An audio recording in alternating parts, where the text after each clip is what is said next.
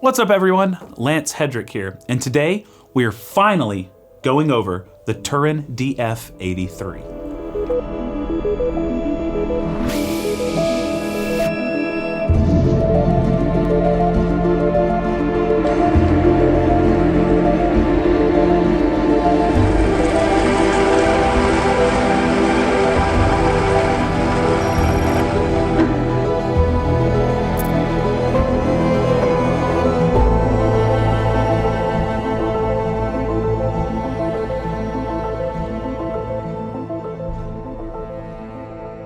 Now, before we actually start, I'm gonna ask that you would do that annoying thing I always ask you to do, and that is to hit the subscribe or the like if you haven't done so yet. To those who have, thank you so much. Those who haven't, it would be great if you did. If you don't want to, that's also fine. I just know it's easy to forget doing those things, and it really helps creators like me, especially with all the time I put in this. And I just want to reiterate, because a lot of you don't know this is not my full-time job. It's a side thing, and the amount of content I put out, I would do a lot of work on these, and I funnel everything I get back into the channel, and I actually pull it in my pocket a lot. So I don't really make any money on YouTube because I'm putting it all back into it. And I do it because I love interacting with you all. I love putting out content, and obviously I love talking. So it would be really helpful if you did that. Anyway, let's continue on. The DF83 has been out for many months now, and there are a lot of reviews out on it, but you know me, I take a lot of time with grinders, and the bigger the grinders are, the longer I take with them. And so this one took me quite a few months to really feel comfortable creating a review for, because honestly, I'm really excited about it. And that is saying something, because I don't usually get really excited about cheaper grinders. I'll get excited that something is a good bang for your buck, but this is something actually I'm really excited about. Of course, there are always going to be quirks. Even with multi-$1,000 grinders, I find quirks. And so we'll just go through this grinder. I'll talk about the good, the bad, the ugly. To begin, this has a robust 550 watt motor. Now that is much bigger than any motor I know of under $1,000, and probably any motor I know of under $1,500. Granted, it's not like a brushless DC, it is an AC motor, but at 550 watts, I have zero fear that this is ever gonna stall for any reason other than a clogged chute, which is a big con of this. They seem to not pick up any lessons from the problems the DF64 had on the chute that tapers down as it exits. You need the opposite. You need it to taper out so that you don't have these clogs forming. When I was seasoning this grinder, I was able to clog that chute a few times, and I had to take it all apart in order to unclog it. The declumper is very much useless. I had to take the declumper out. So those are two housekeeping things that are pretty annoying to have to deal with. You would think after all of the reviews after the first DF64 came out and how people were modifying the declumpers or taking them out altogether, you would think that there would be a change, but there wasn't. They didn't really learn the lesson. So that is the biggest con, is that you do have to remove that declumper, and I would highly recommend using bellows after every dose. But other than that, everything else about this grinder has been quite spot on. So you have the robust 550 watt AC motor. You're not gonna have any stalling. The Bentwood, for instance, which is a $2,500 grinder right back here, has a 660 watt motor, and that is that's over engineered. You don't need that. Of course, that's a commercial grinder, and this is a home grinder. 550 watts is like absurd. For comparison, the DF64 has a 250 watt motor. The fellow Ode has a 140 watt motor. So you're not lacking in the motor department here. It is more than robust enough for whatever coffee you throw its way. It's not gonna stall. And again, if it does stall, it's not the motor, it's because there may be a clogged chute. So I'll just quickly show you how simple it is to pull that declumper off, or to switch it out, or to do whatever, cut it, whatever you might wanna do. It is pretty easy, but this is by far the biggest con of the grinder, is the chute geometry and that declumper. But again, it is fixed if you just cut that declumper out and you use bellows. It's no problem at all. So you take these two Phillips heads, which are right at the front. All you have to do to take the collar off is go coarser and coarser and coarser. Then you have two Phillips heads right here. So taking those off is super easy as well. And behind it, you have these two pieces of plastic. All right, now this is kind of a declumper. All right, and this is a flap to, I guess, slow the feed into the declumper. Now, this really just causes more and more clumps. I don't really enjoy them. So what I did is I took this out, and then what I would, probably recommend you do is just to cut these little bits out. So if you're going to WDT anyway, so declumping doesn't really matter, and I highly recommend WDTing. If you don't, video right there. But I highly recommend you do this, or get a declumper from some people I know have been using the Mythos declumpers, or there are some you can buy on Etsy that are better. But these are pretty crap, to say the least. So anyway, I recommend you still want to have that kind of space in there, but either cut them out and put them back in, or I don't know, do what you want. But here's the chute on the inside, and there goes one of my screws. Caught it. Let's put that back out. There we go. So here's the chute itself. As you see, it tapers more narrow as it goes down, which is, well, maybe it's actually straight. Crap, is that straight? No, there, yeah, it does taper. I'm not going crazy. So you see how it tapers more narrow as it goes down. That is not ideal. I was thinking it tapered this way, but I was misremembering. Taper's going down that way, which is not ideal and can cause that clumping up inside, which I had happen when I opened it. There was coffee backed up this much from here all the way back, and it wasn't grinding anymore. The beans were just kind of rolling around because there's no escape, there's no exit. So that can be an issue. And every now and then, tap it, get some chunks out. Boom. Anyway, so now I've removed that declumper. I still had it in apparently. So I'm going to remove it. I'll reassemble, but it is very easy. Once you have this done, that is, in my opinion, the number one con of this grinder. But we got that out of the way. We'll go through, talk about some other minor cons, and we'll talk about the pros and why I'm so excited about this grinder. Watch this. 1, 2, 3. And we're back.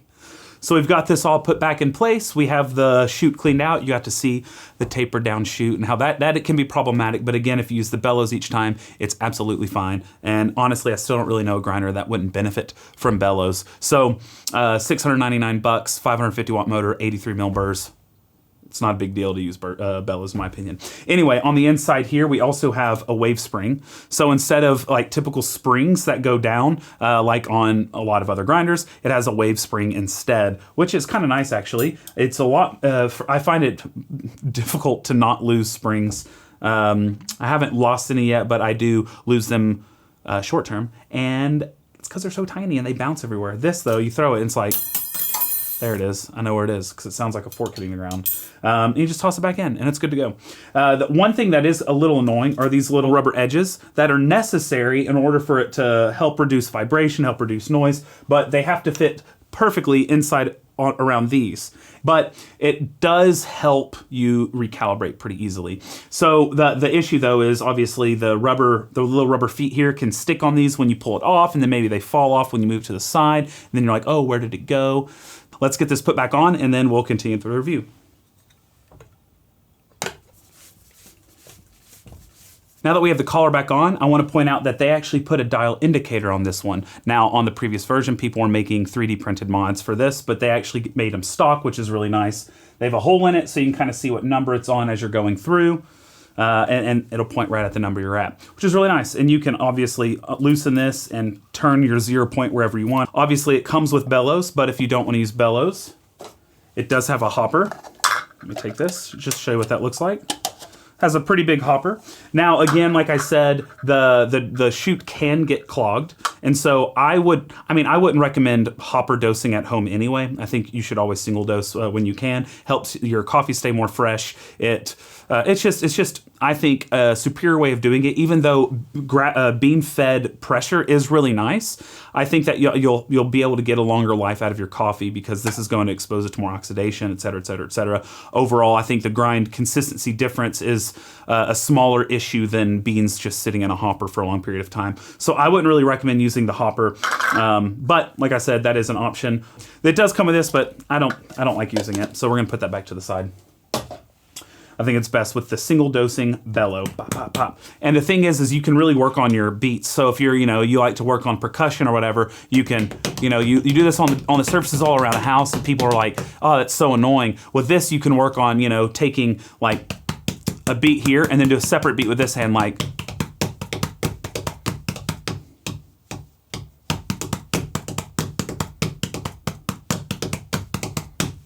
like that, okay? So you can work on your percussion. And that just flies like it's a cymbal and I'm, in a rock band from the 80s. So that's pretty neat. Anyway, you also have this cute little guy. This fits right on top of the dosing jar. Boom, nice snug fit. This can be dosed right into a portafilter. Look at that. Of course, you don't need the attachment. It goes straight into it anyway, but with the attachment, this is the advantage. Are you ready for this? Look at that. There ain't no way, ain't no ground's gonna be escaping there. So that's a really nice bit if you experience some spray, which we're about to show you a little bit of that right now. So I've dosed out, 20 grams of coffee or so in my little shaker. And we're gonna just toss it in. I'm gonna start the grinder and we're gonna just, no RDT, and we're gonna watch.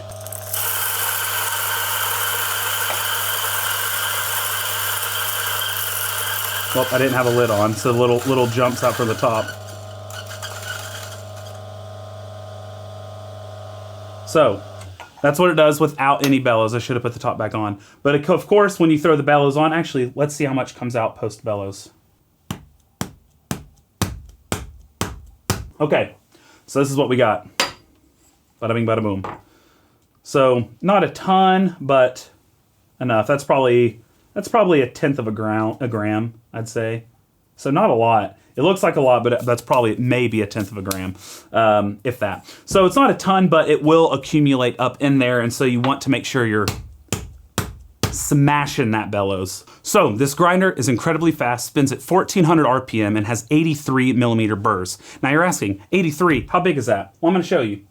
This is an 83 millimeter burr. This is the stock burr that comes in there in a towel mill, similar geometry to the 64 millimeter that comes in the DF64. Now, the towel mill burrs are fine. They do a good job. This one, as I've been running lots of coffee through it over the past, 5 months or so, as I've been running coffee through it, I get quite creamy shots. So they're heavy textured. They're actually,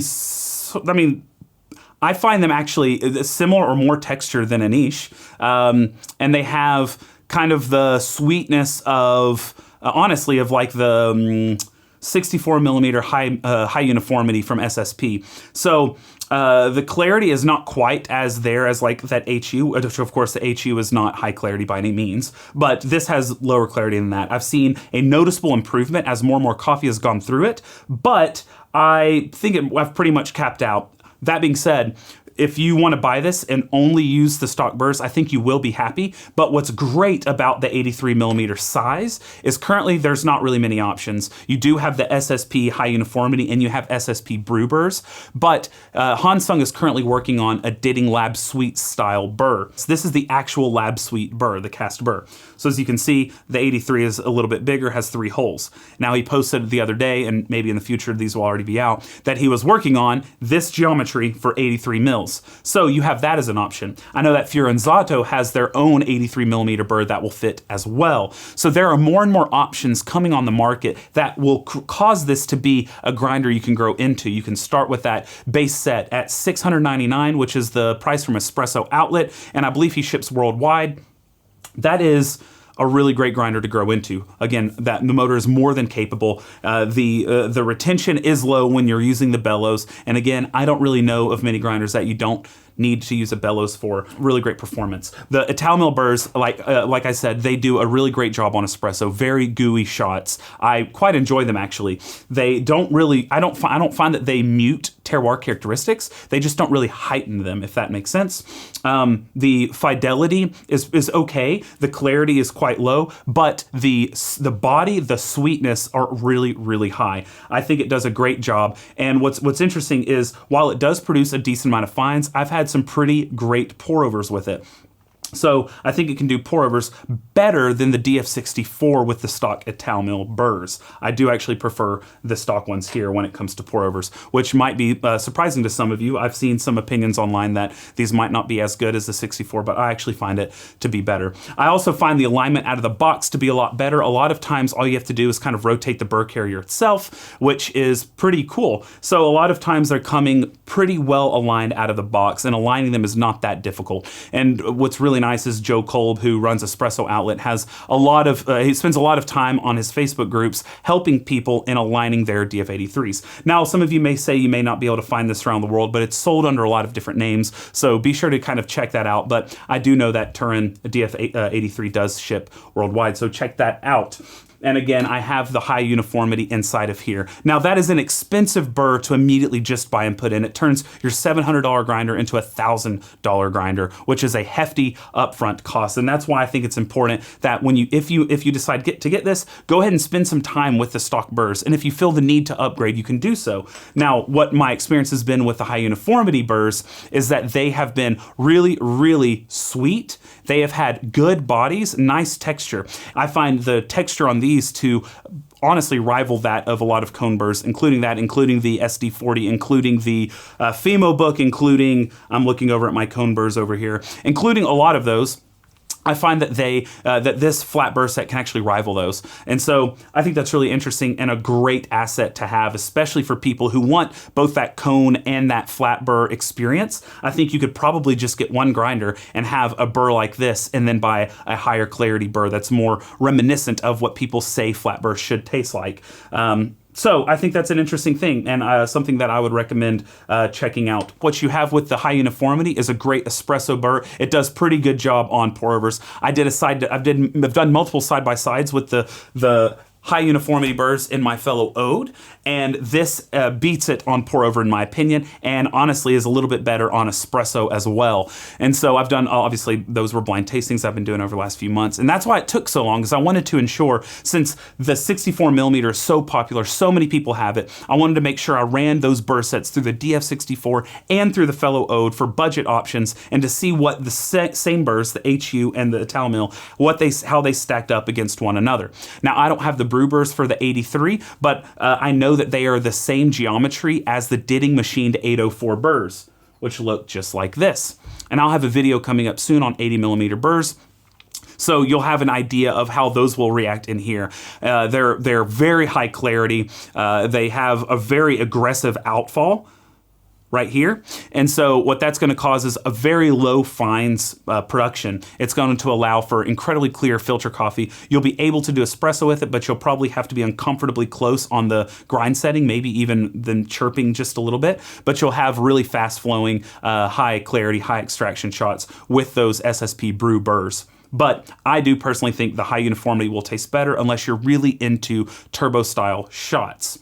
So you have that as an option, you have the HU as an option, you have the stock Italmill as an option, and you have the Firenzato, which I've not yet tried, but I read a review online saying that they had a much higher clarity and they preferred them over the stock burrs. So lots of burr options on the market that you can take your pick from. There's also the Moser 151 filter burrs and a few other Moser burrs that you could go for if you were so inclined, and those would be cheaper than the SSP options. And Moser is known for really high quality stuff. Take into account that when they're testing, they do use a darker coffee. So whenever they have a filter brew burr, it's probably optimized for a darker coffee on filter, but I would not question whether or not it would work well with light roast. I'm sure it would. Whether it's as good as the SSP brew burr, well, I'll let someone else buy all those burrs and tell you, or maybe I will in the future. Who knows?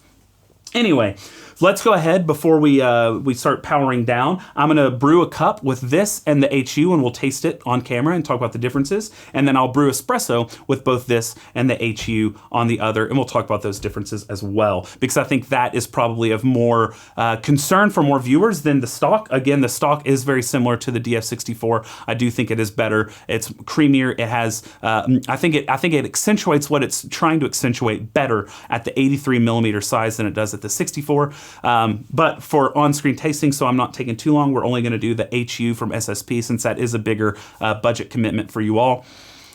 Let's get that set up.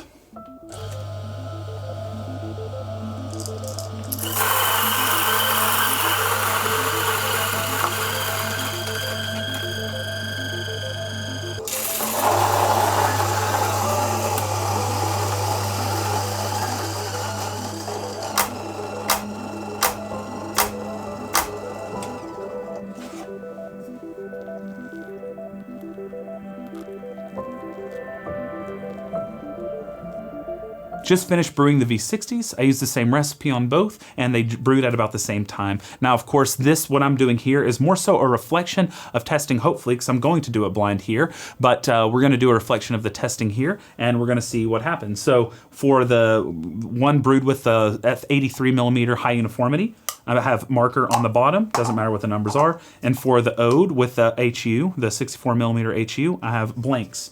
So that's what we're gonna do. I'm gonna just pour these. All right, and as per usual, I'm gonna invite Ugo to come on and switch it up for me.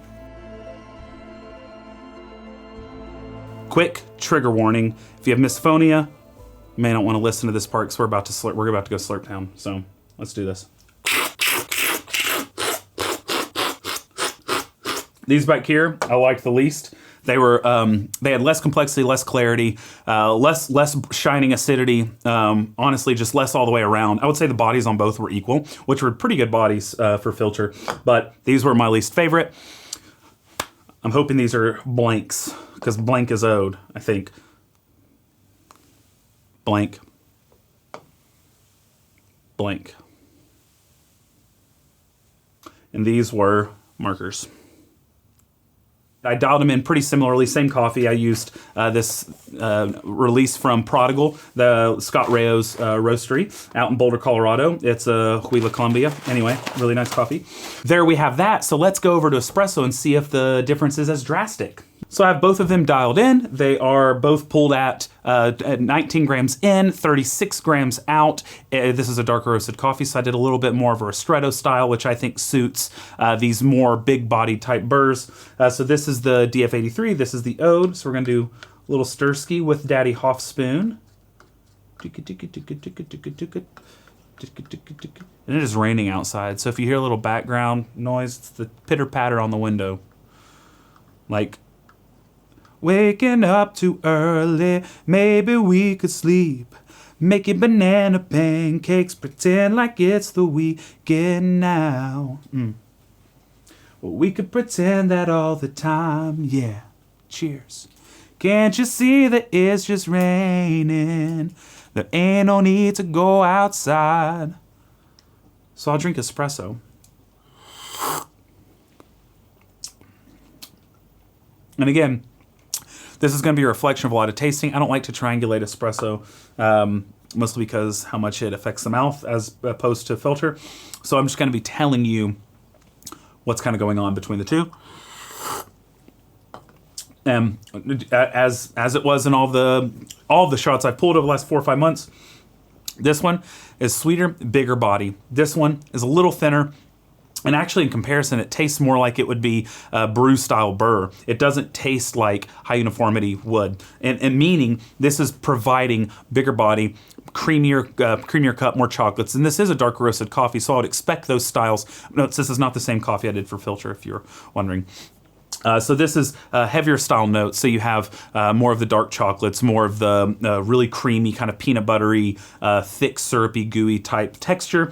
This one it's still a nice body, but it pales in comparison to the DF83.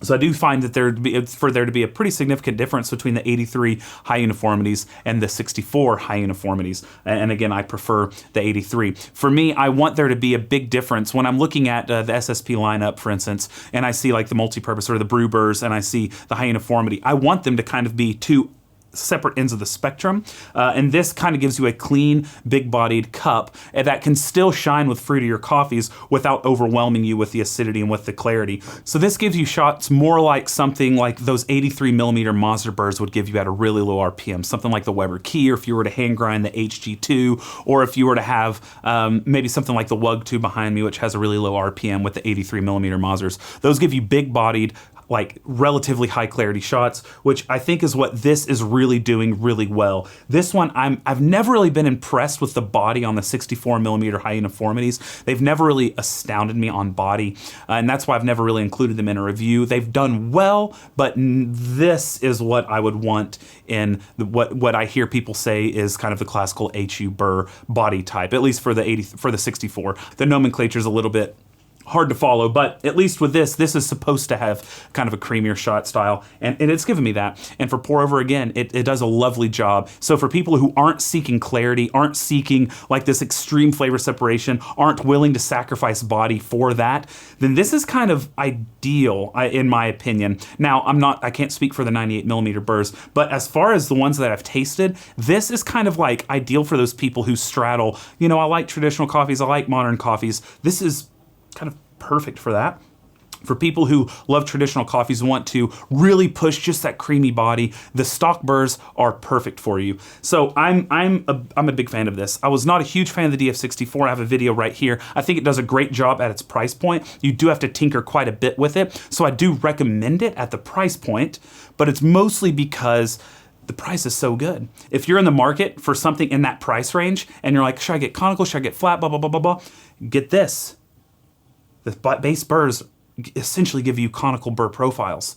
Literally, they give you conical Burr profiles. And if you want to get, you know, a lot of people want those 2 grinders. If you want to have a flat Burr style, then upgrade. Maybe get the SSP Brew Burrs, or get the Firenzato Burrs, or try the Mazur Filter Burrs. There's a lot of options out there, and there are more coming. Just do 1 grinder and just switch the Burrs out. You don't have to have 2 different grinders if you don't want, and you can save some money doing it. So you hear it here.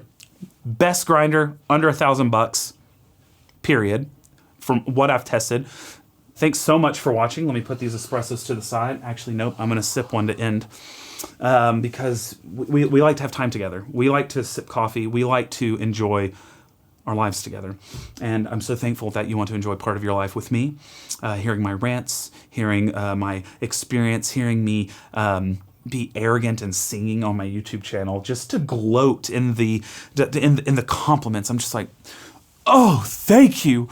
I am realizing my failed Broadway potential. Not really, but I'm just ranting now, and it's because I don't want to leave. But all good things must come to an end. So with that, I'm going to cheers you. I'm going to take another sip of espresso. And I'm going to say, I hope you brew something tasty today. And cheers.